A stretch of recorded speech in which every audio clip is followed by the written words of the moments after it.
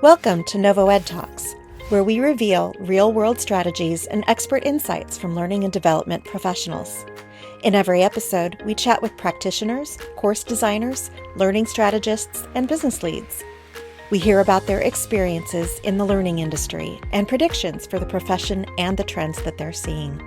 But before we get started, a little bit about NovoEd. Founded at Stanford's Social Algorithms Lab in 2012, NovoEd is a people-centric, capability-building platform that combines social and collaborative learning to drive performance readiness at scale. Through cohort-based experiences centered around human interaction, NovoEd taps into collective wisdom, placing each learner at the center of perspective, application, and expertise. Large enterprises such as 3M, GE, Marriott International, and Nestle partner with NovoEd to accelerate their critical initiatives, reconnect teams, and achieve rapid alignment through learning that is felt, experienced, and swiftly transformed into impact. Now, let's meet our guest for today's episode. Hello, everyone, and welcome to another episode of the NovoEd Talks podcast. The NovoEd Talks podcast is a space for training trailblazers to get real. Every time I say that, I have to say it very slowly because it's a tongue twister. Today, I am joined by Nancy Jourdain, who is the learning experience manager or a learning experience manager at Chartwell Retirement Residencies. She is passionate about fostering a culture of learning and creating memorable learning experiences for her employees. So welcome, Nancy. Thank you. Thank you for having me. And why don't we jump right in, and why don't you start by introducing yourself, your role, and a little bit about your company? So as you mentioned, I'm a learning experience manager, which means I lead a small but mighty team of learning consultants. And I also have a multimedia designer on the team. And I'm located in Montreal. So if you notice the little French accent, it's because I am actually Francophone. And my team is responsible for delivering training relating to compliance, leadership training, technology rollout, strategic initiatives. Wow, that's quite a lot. So who are your learners kind of taking these courses, and what are some of their biggest challenges with these? So our learners are our corporate employees, so all the corporate support folks, and then residence employees, so managers and frontline. The frontline, we deliver compliance training and anything related to equipment they might use, but a lot of the training really is on the job for them, and it is led by their own manager. And I think that maybe I'll answer ahead. You said, what are the biggest challenges for them? It's really access to training. So if you think about not so much the corporate folks who have a laptop, but if you think about frontline staff, they don't have access to a computer. They have access to one or two shared computers, and it's usually in the break room. And we're asking them to do corporate training and compliance training because as James had mentioned, my colleague, he mentioned that we work with vulnerable population and we are highly regulated. So there's a high level of compliance training, and we're trying to get that done while they're sitting in a break room in front of a computer. and if you add that, plus perhaps less tech savvy, and the fact that a lot of our learners don't even speak French or English as their first language, that's the biggest challenge for that staff, yes. Yeah, absolutely. I imagine that's a lot of big challenges. And the learning curve is steep for everyone. Yeah. So kudos to you guys for doing that. What are, you did talk about that, like, some of those different challenges.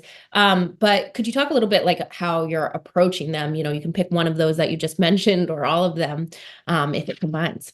For the frontline staff, we have some technology ideas of having more tablets, example, but that's only going to get so much traction. We're really focusing on right now, our biggest challenge really is the onboarding of our residence managers.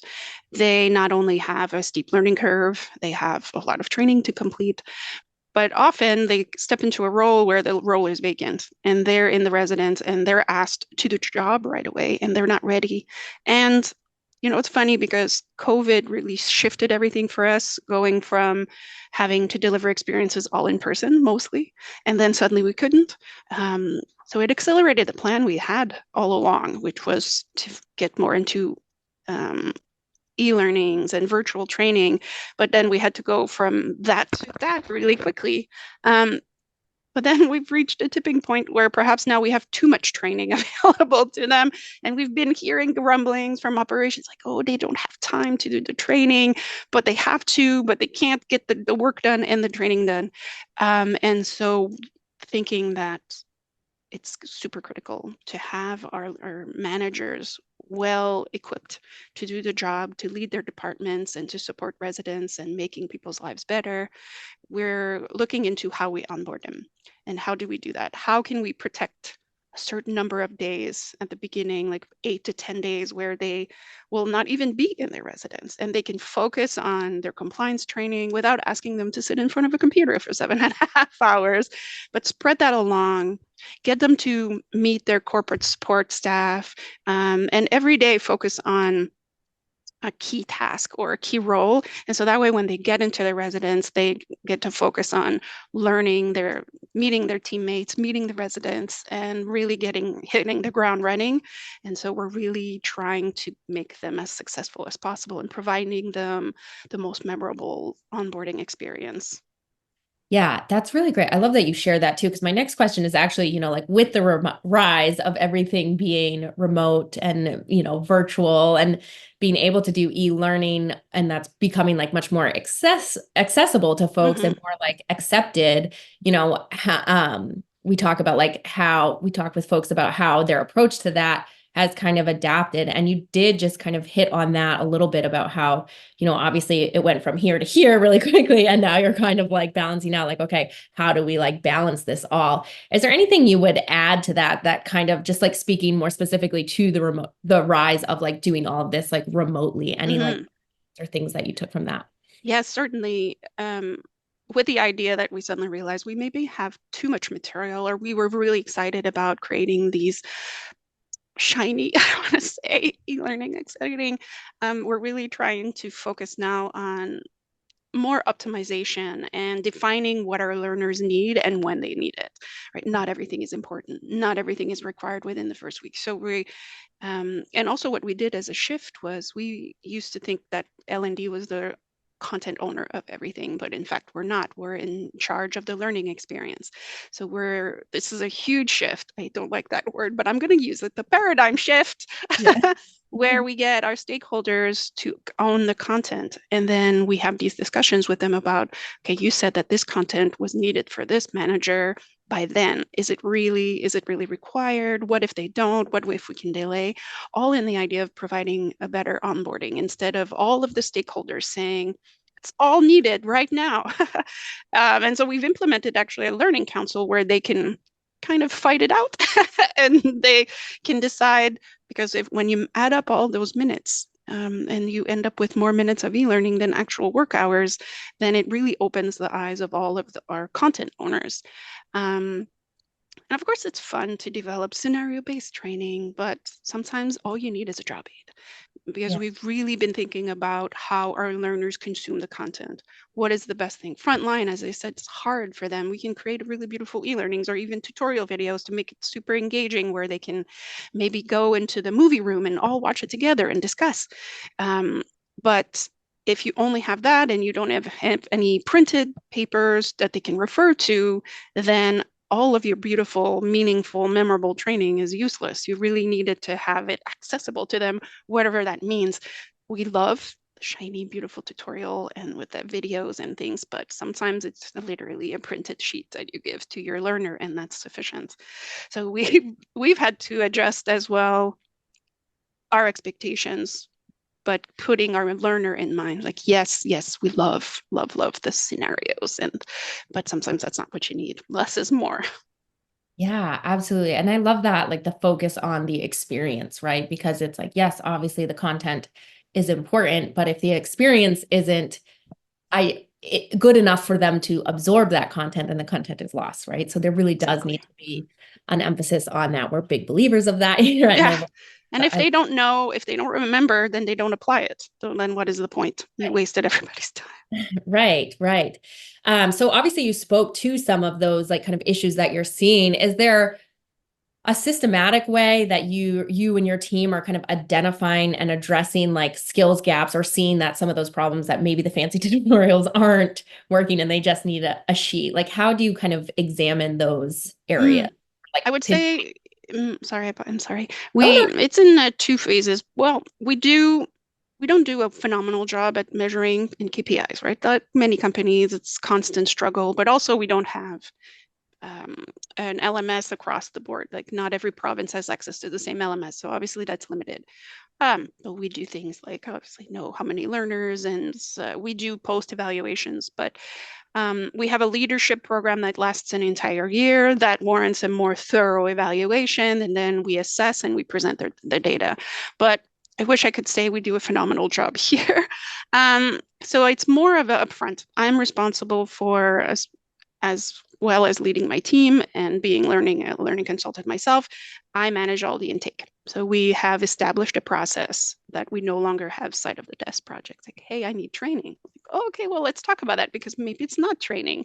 So I have a formal process of intake and stakeholder interview. And when I meet with my stakeholders, I ask questions to really dig into the why, what's going on, what does success look like? Because it was, I think it was hard at first. I said, well, I want them to understand something. Well, understanding is in doing. So what is it that you want them to do?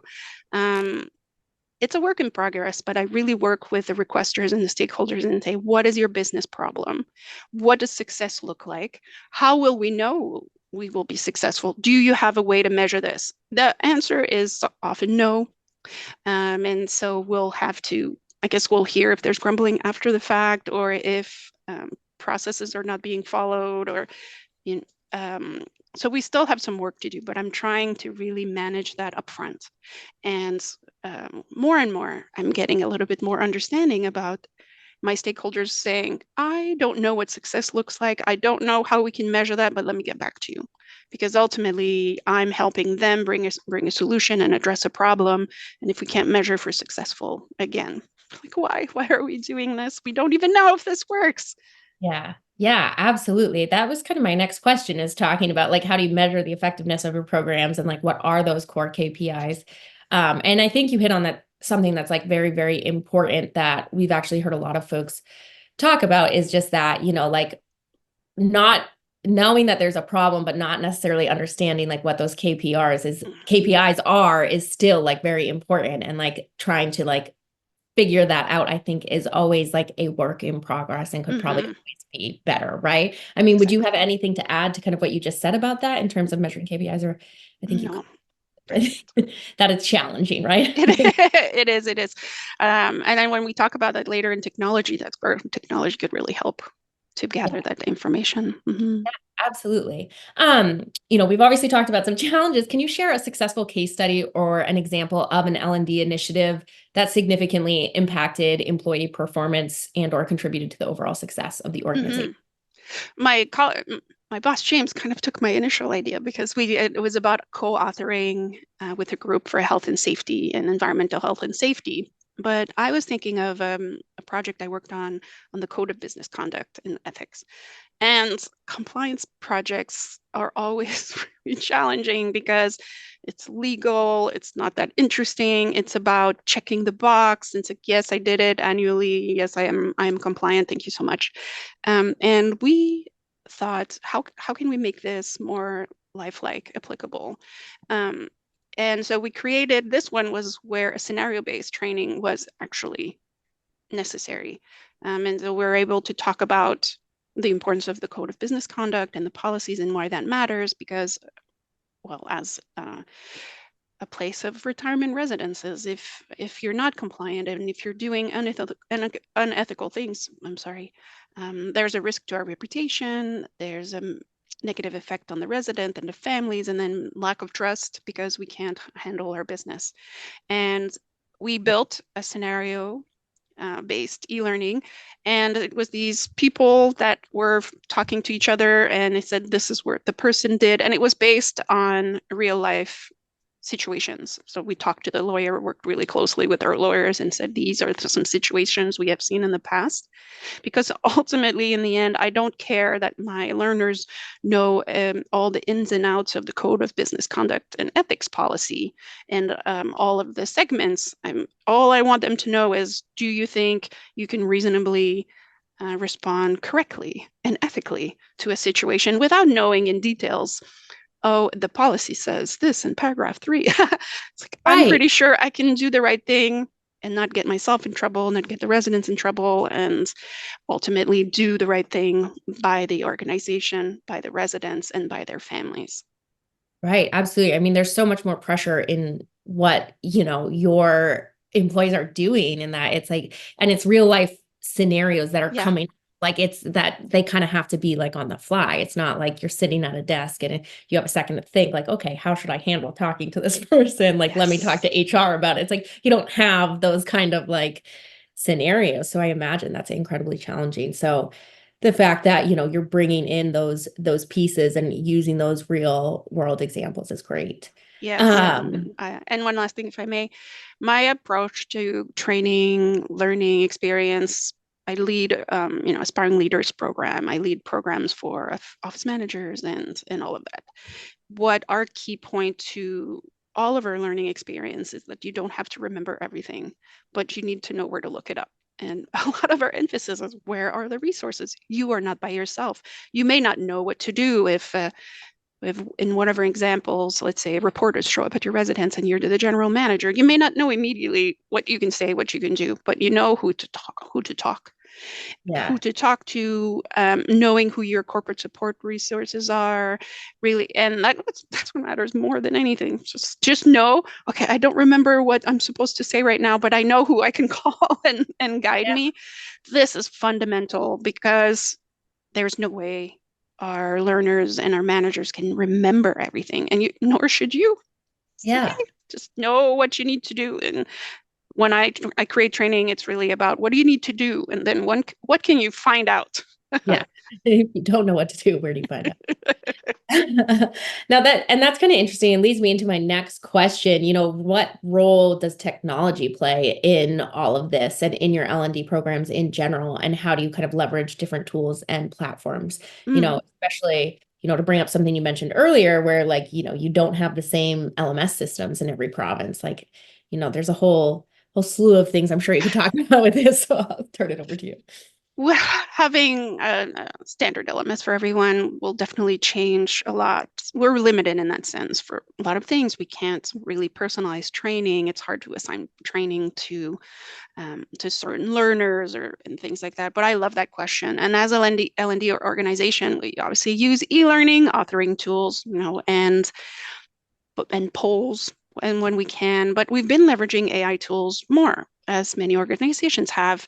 And it's really about, how can we do things simpler and quicker?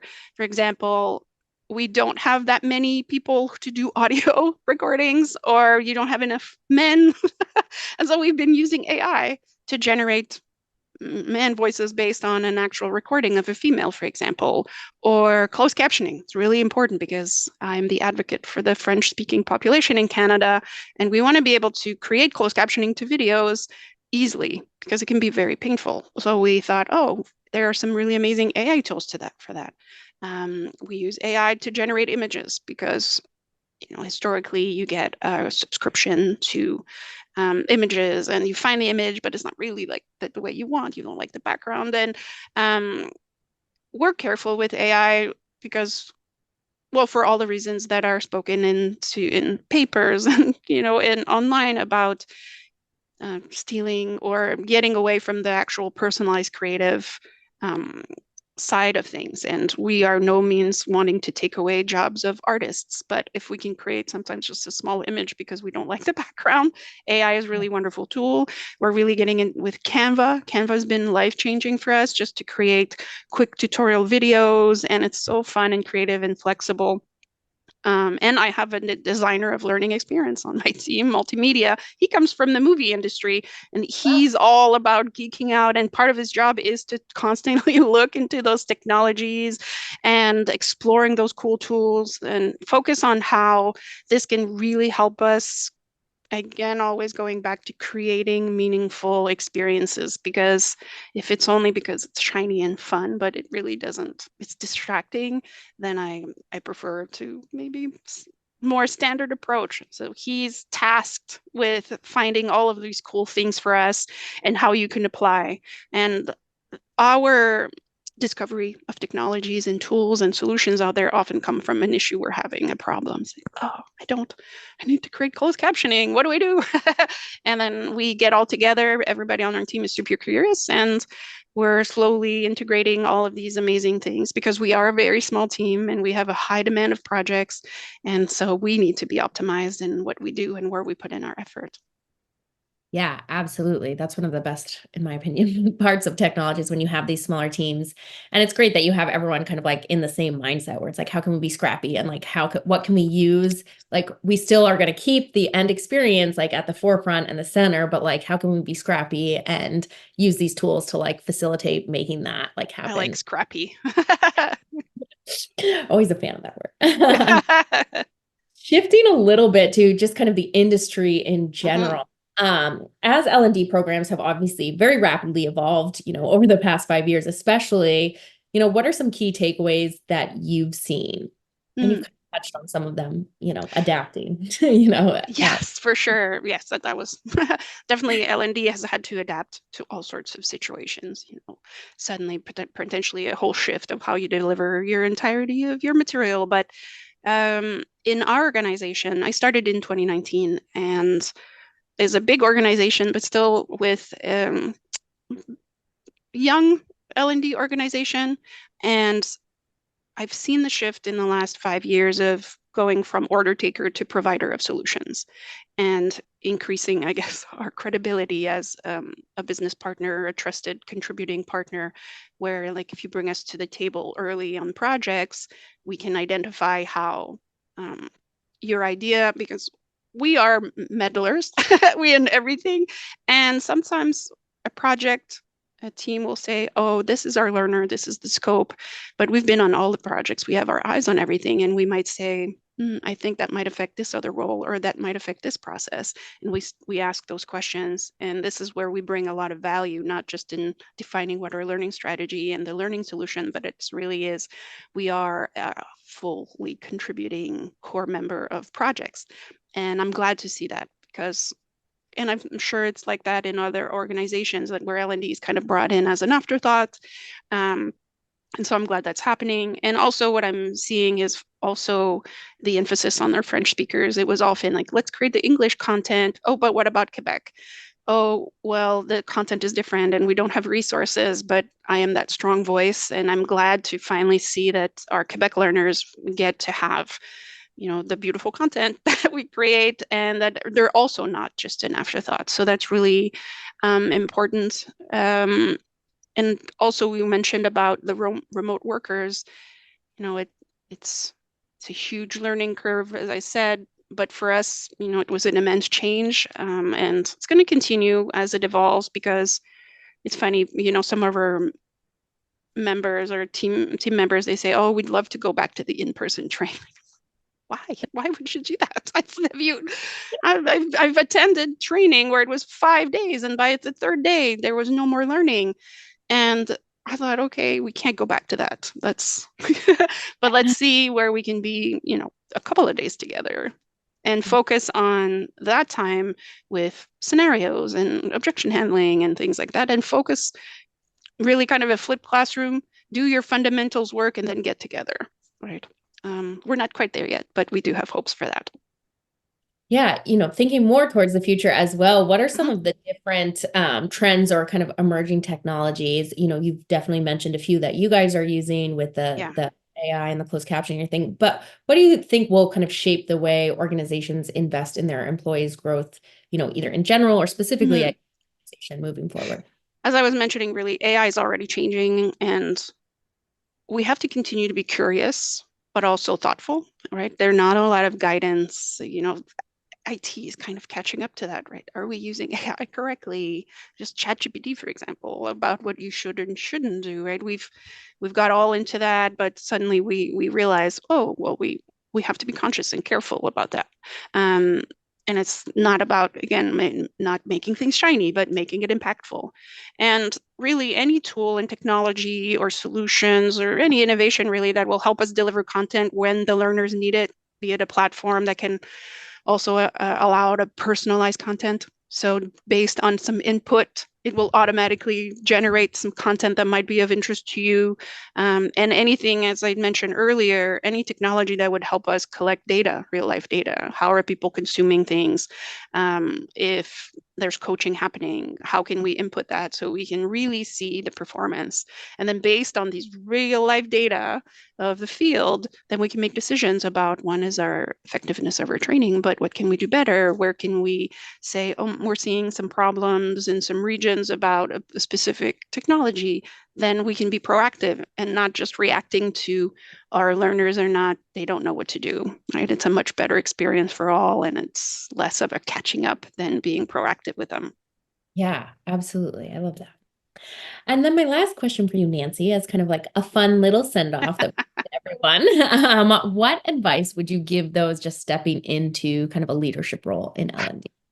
So this is funny because I came into my role about a year and a half ago. And up until a year and a half ago, I never saw myself as a leader. I thought when this opportunity came, I said, oh, no, I manage projects, not people. Because I had in my mind that leaders are born. You either have it or you don't. Yeah. And there's that philosophy. And then, well, I don't have it. But it's not true because, in fact, I decided to take on that role and go from colleague to team to leader. And I was, in fact, a leader. But so the advice really is start with yourself. A good leader has to have a keen sense of self-awareness. They have to manage themselves.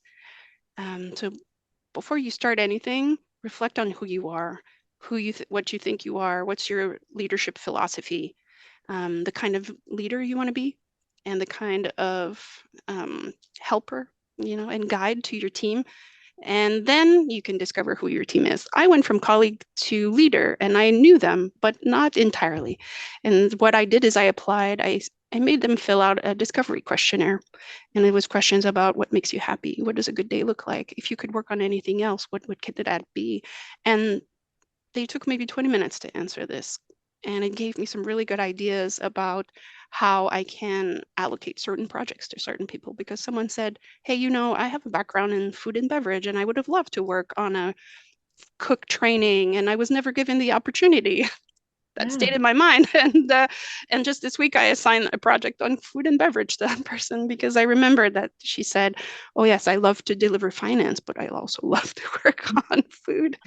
So really start with yourself, I think. Be strong in your belief of yourself, and that will just be a beautiful thing for your team. That's wonderful advice. Thank you so much, Nancy. Nancy, thank you so much for your time today. This has been such a great episode, and you've shared some wonderful little tidbits that I'm sure our listeners are going to love. So thank you so much for your time today. Thank you, Melissa. Have a good day. All right, bye.